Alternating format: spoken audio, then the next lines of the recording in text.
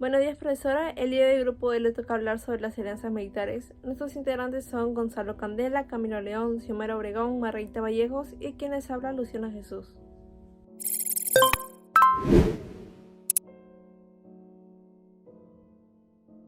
La Primera Guerra Mundial fue producida por distintas causas, sin embargo, sus raíces se encuentran en una compleja red de alianzas entre las potencias europeas, mientras fue dada por la desconfianza entre el informal Triple Ente, quienes fueron conformados por la Gran Bretaña, Francia y Rusia, y la secreta Triple Alianza por Alemania, el Imperio Austrohúngaro e Italia. Siendo que los que gobernaban imperios coloniales mundiales querían expandirse, con el transcurso del tiempo se aseguró su poder y se protegieron forjando alianzas con otras potencias europeas. En julio de 1914 se presentó incertidumbre entre la Triple Alianza y la Triple Entente tras el asesinato del heredero al trono de Austria, Francisco Fernando, producido por un nacionalista serbio-bosnio durante su visita a Sarajevo. Austria-Hungría acusó a Serbia por el ataque, haciendo que Rusia lo respaldara. En el momento en que Austria-Hungría le declaró la guerra a Serbia, después de un mes sus aliados intervinieron y el continente entró en guerra. Es recurrente escuchar o leer que la causa de la Primera Guerra Mundial recae en las decisiones tomadas por el gobierno alemán. Sin embargo, Gerardo Lezama nos presenta y fundamenta en su libro Causas de la Primera Guerra Mundial, tensión del sistema de alianzas y ruptura del equilibrio de poderes, otra teoría, la cual se basa en la idea de que la principal causa del conflicto fue el desequilibrio de poderes entre las potencias mundiales. Citándolo de forma muy específica, él dice: cada acción de las potencias modificó constantemente el escenario en que los gobernantes actuaban, por lo que atribuir únicamente a Alemania la dirección de las relaciones internacionales implicaría que el resto de las potencias solo hubiesen sido espectadoras, lo cual es totalmente cierto. A pesar de que el desarrollo de Alemania era distinto y hasta superior que el resto de las potencias, los demás gobiernos también tuvieron decisiones que influyeron y tuvieron repercusión en ese entonces. Para poner un poco más en contexto esto, usaré dos ejemplos del artículo Las causas de la Primera Guerra Mundial, escrito por Daniel Quijano Ramos. Él nos presenta dos carreras: la carrera militar, por un lado, y por otro lado, la carrera imperialista. En la primera, efectivamente, Alemania fue el primer gobierno o la primera potencia en tener como objetivo aumentar su poder militarmente hablando, específicamente naval, pero sin ningún objetivo en claro.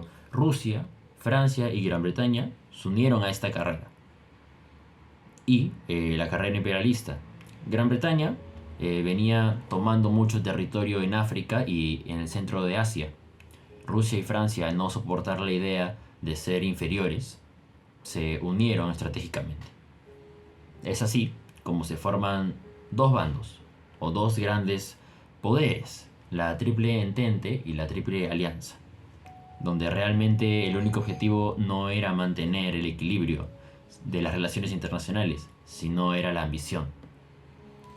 Por eso es que como conclusión podemos definir de que realmente la causa principal del inicio de la Primera Guerra Mundial es la ambición por ser superior al resto, la búsqueda por ser potencia. Bueno, hoy hablaremos sobre la Alianza del Eje. ¿Por quién estuvo conformada esta alianza? Estuvo conformada por Alemania, Italia y Japón. ¿Y por qué se realizó esta alianza? Bueno, Alemania en esas épocas quería recuperar sus tierras, las cuales había perdido en la Primera Guerra Mundial.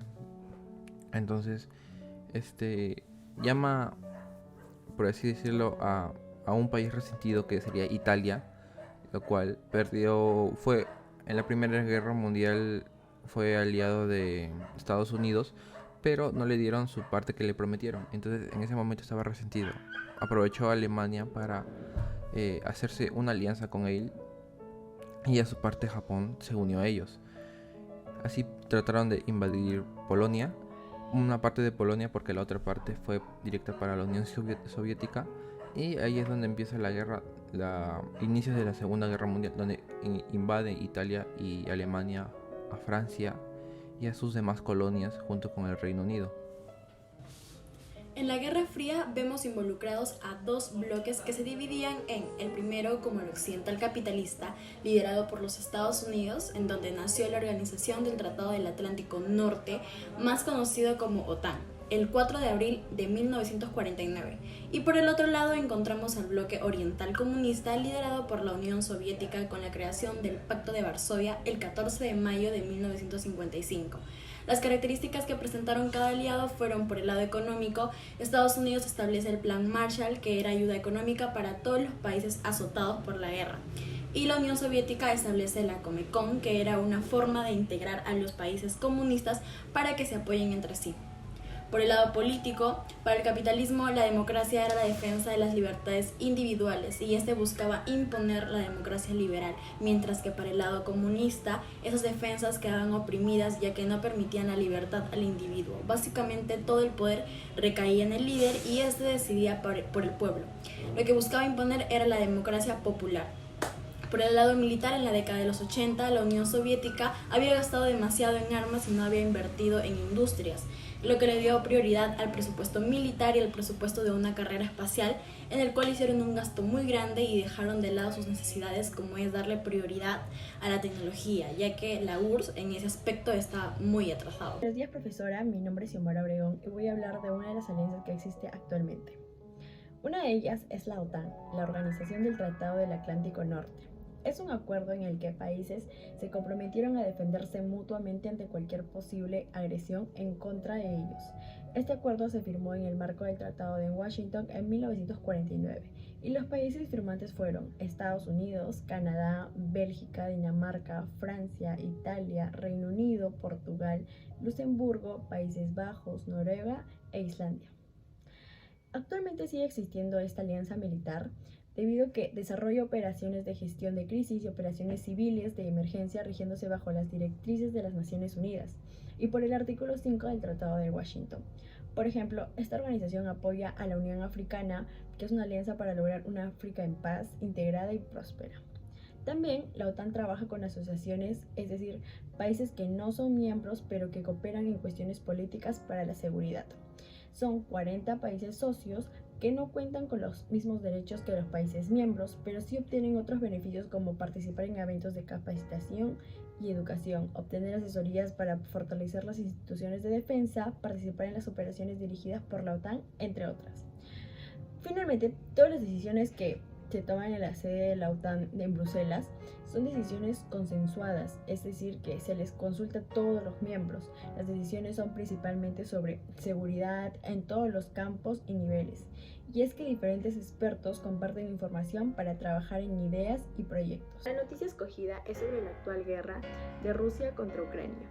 El número de civiles muertos por la invasión aumenta cada día. Hasta este domingo el número de víctimas civiles había llegado a los 210, incluyendo varios niños, según estimó el Comisionado de Derechos Humanos de Ucrania. Ucrania es el segundo país más grande de Europa y desde 1991 es independiente. Sin embargo, que entre a la OTAN no forma parte de los planes de Putin.